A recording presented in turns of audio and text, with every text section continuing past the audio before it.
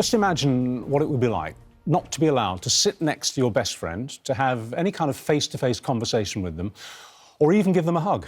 That's the reality for those who live with cystic fibrosis. People with that condition just can't be in the same room together in case they catch each other's infections, which would then potentially stop their lungs to stop working properly.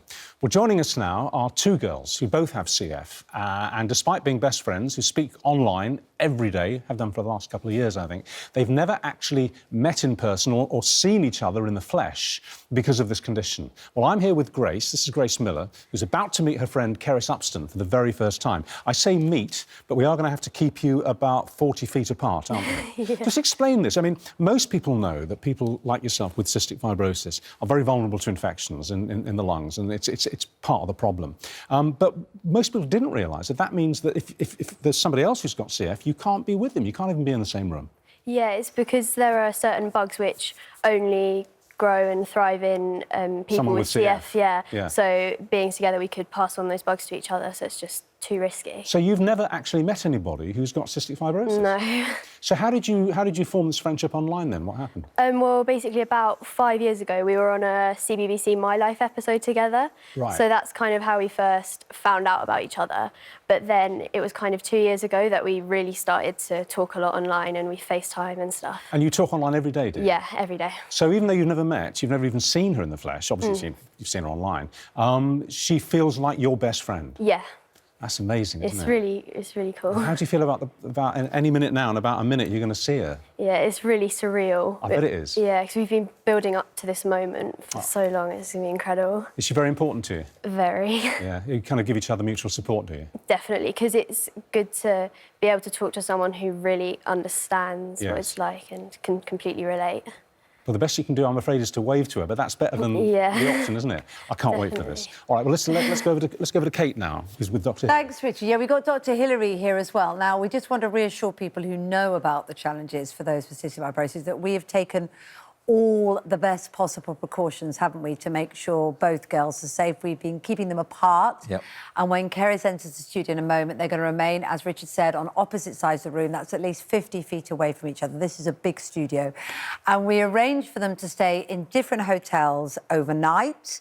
Just to be clear, they were separate, and they arrived here with their families separately this morning. And, of course, they've been in different dressing rooms on separate floors since they arrived.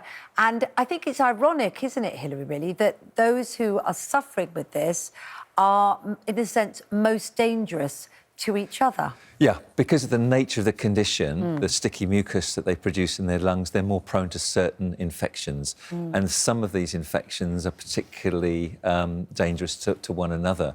They are more vulnerable to the complications of these bugs. They become more difficult to treat. And therefore, keeping them apart is a really sensible precaution. Having said that, this is a wonderful moment for Cerys and Grace, because this is a massive room, massive studio, and they're going to be segregated as much as practically possible. And they understand that there's always a tiny risk, but you can't, you know, in life, you take tiny risks to have some fun, and it's lovely that they're finally going to meet. Yeah. So, Richard, could this be the moment? The moment has come. You ready? Grace, you ready to meet Cerys? Yeah.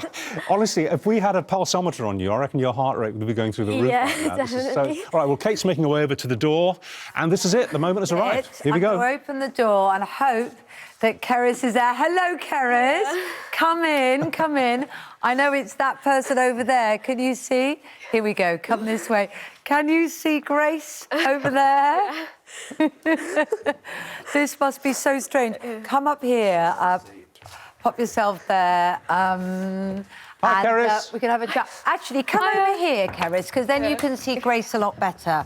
It's not me she wants to see, after all. So this is the first time that you've both seen each other. Yeah. And this is something that you really wanted to happen, isn't it? In fact, I think you two got in touch with us here at Good Morning Britain to make it happen. Yeah, it's something that we both want. It's like my biggest wish to meet Grace. So, yeah, it's really nice to have this opportunity. Oh, my goodness. So when you first got in touch, it must be... I can see you feel a little bit wobbly, so I know you've got to take a moment to take it in. When you first got in touch with each other and began your friendship, it must have been so brilliant to have that support of someone that knows what each other are going through. Yeah. And yet also so frustrating that you can't get together. It's something that you can't really put into words. It's just, we have this connection that you can't describe because we just understand what it's like to go through on a day-to-day basis. And the fact that we can't meet is just so heartbreaking because, you know, we have so much in common, we talk all the time. We've got, it's just, if we could meet, it would be amazing because, you know, it's... Well, look, what do you want to say to each other? Because you're as close as you've ever come and probably ever will come. What do you want to say to each other now? It's just like, it's incredible. And it's so nice to hear your voice because we've only ever heard it through a computer before and like through a microphone. So it's crazy. You're actually real. Yeah. Is it frustrating that you can't give each other a hug, you know? Yeah. It's like your instinct just to like run over to each other. And... Yeah. But this is better than seeing each other on screen. Yeah. Definitely. Is it as nice as you were hoping it to be? Definitely, Definitely. And equally, you understand that, you know, why you have to have that separation. You have treatment on a daily basis. You know the risks and complications of what you're living with. But because you understand that, you know, it's still lovely to see each other. Yeah, there's such a big thing on cross-infection. Yeah. And I know this probably won't ever get to happen again, so it's just really nice to... And you're kind of experts in your own medical condition. You have to be. We have to be, definitely. Oh, we've got to make it happen again, actually. We can't just let this be the one and only time.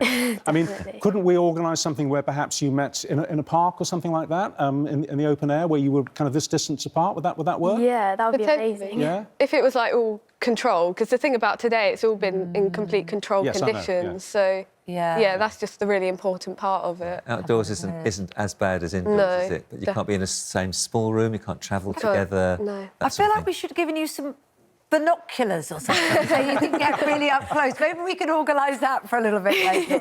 On a day-to-day basis, there's like 3 main areas that like affect me the most personally. It's like the time pressures, all the worry, and then obviously not being able to meet those with CF. And, you know, it's a big part of our lives, having to take all these treatments, having to remember everything, you know. It's a big stress, especially when you're at school, you're trying to crack on with work. And obviously the stress of hospitalisation at any moment, like plans could be cancelled instantly. It's just a complete waiting game. And you're only 15, aren't you? Yeah. So being 15 is tough anyway, let alone with all of that thrown in. Yeah. How often are you having to go into hospital? Well, the last hospitalisation I had was in February. I was in hospital for my birthday, which was a shame, but it's just one of those things. I mean, I'm quite lucky with the amount of hospitalisations I personally have had, because I know I could be a lot worse. I mean, we've got one hope of, like, making CF more treatable. It's precision medications. Or can be. Yeah, there's a drug that's been out for 3.5 years in the UK called Orkambi, but we're not able to access it because NHS and the Vertex who make it is huge. It's a big debate at the moment, isn't it? Try and get it available. Yeah. Guys, can we just say, I mean, she's a very impressive friend to have. She's a very articulate, impressive 15-year-old. Can I just say that, I mean, I'll just make the commitment on behalf of the programme, not for on camera again, but we must make this happen again for you. We can't just have this as a one-off on the show because it was a nice and happy piece of television. Let's do it for real another time, yeah? Yeah. So you've been dealing with our team. We'll make it happen again, off camera, OK? In a park or something. We'll do it properly. Probably things you'd like to say to each other you don't want everyone to be watching, isn't it? Yeah. Anything you want to say before we call it a day here for now? Just like, this is just an incredible experience. So thank you for making it happen.